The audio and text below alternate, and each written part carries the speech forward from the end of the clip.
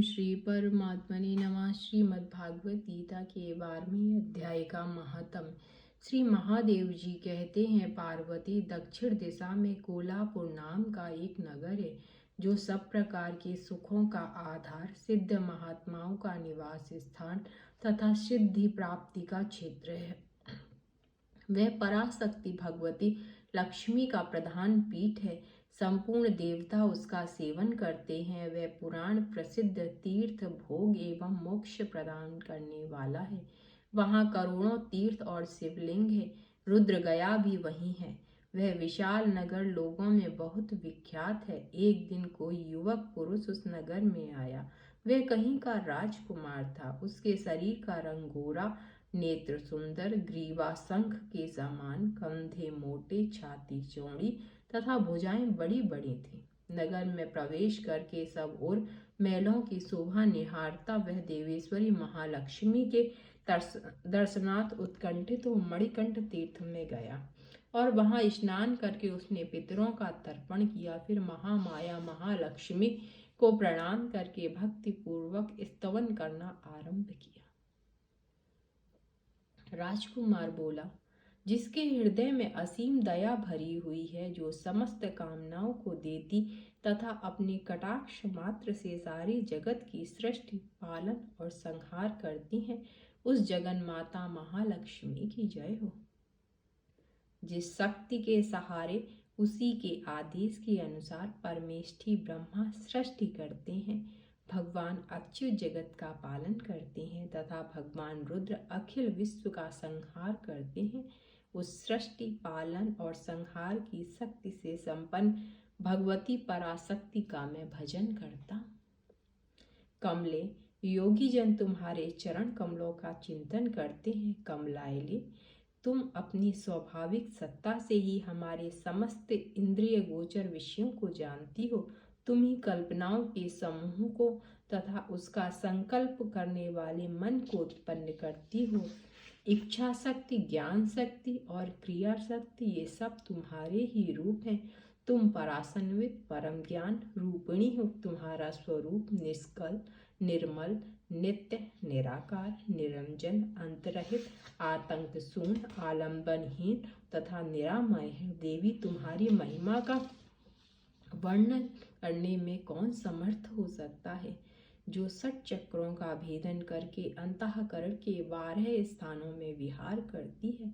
अनाहत, ध्वनि, बिंदु, नाद और कला, ये जिसके स्वरूप हैं, उस माता महालक्ष्मी को मैं प्रणाम करता हूँ।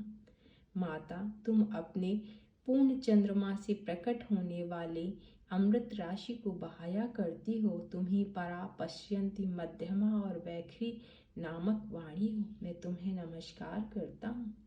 देवी, तुम जगत की रक्षा के लिए अनेक रूप धारण किया करती हो। अंबिके, तुम ही ब्राह्मी, वैष्णवी तथा महेश्वरी शक्ति हो। 12 महालक्ष्मी, नारसिंहिनी, ऐन्द्री, कुमारी, चंडिका, जगत को पवित्र करने वाली लक्ष्मी, जगन माता सावित्री, चंद्रकला तथा रोहिणी भी तुम ही हो। परमेश्वरी, तुम भक्तों का मनोरथ पूर्ण करने के लिए कल्पलता के समान हो। मुझ पर प्रसन्न हो जाओ। उसकी इस प्रकार स्तुति करने पर भगवती महालक्ष्मी साक्षात स्वरूप धारण करके बोली, राजकुमार, मैं तुमसे प्रसन्न हूँ। तुम कोई उत्तम वर मांगो। राजपुत्र बोला, माँ, मेरे पिता राजा बृहद्रथ अश्वमेघ नामक महान यज्ञ का अनुष्ठान कर रहे थे। वे देव योग से रोगग्रस्त होकर स्वर्गामी हो गए हैं। इसी बीच में यूप में बंधे हुए मेरे यज्ञ संबंधी घोड़े को, जो समूची पृथ्वी की परिक्रमा करके लौटा था, किसी ने रात्रि में बंधन काटकर कहीं अन्यत्र पहुंचा दिया।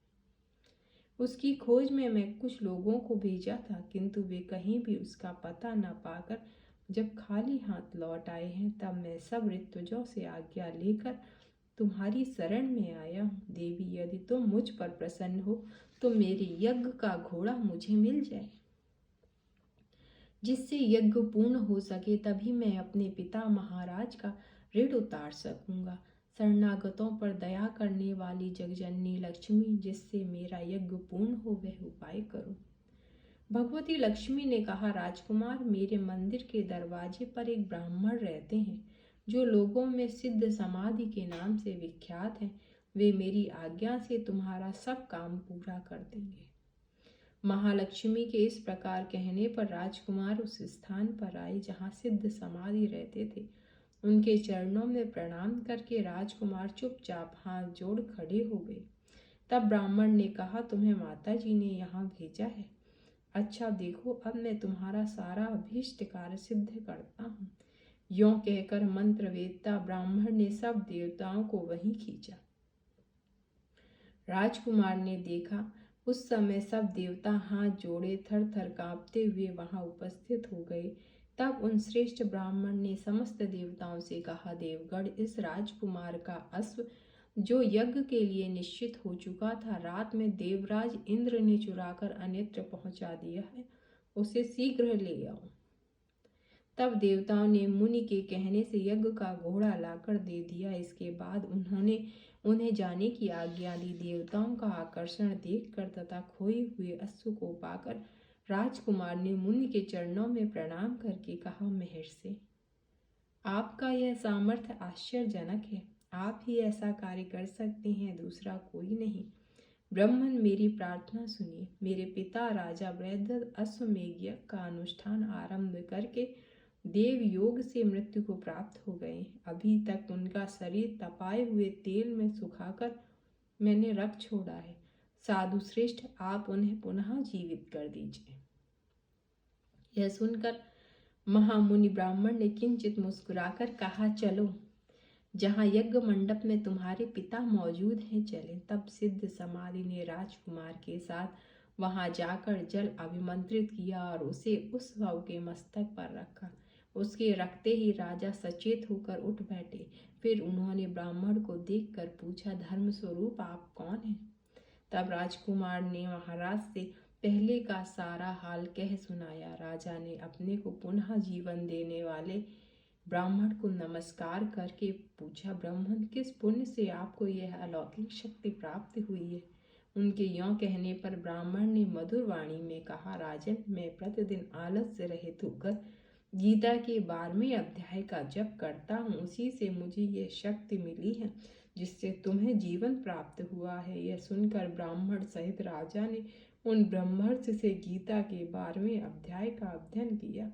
उसके महात्म्य से उन सब की सद्गति हो गई। दूसरे दूसरे जीव भी उसके पाठ से परम मोक्ष को प्राप्त हो चुके हैं।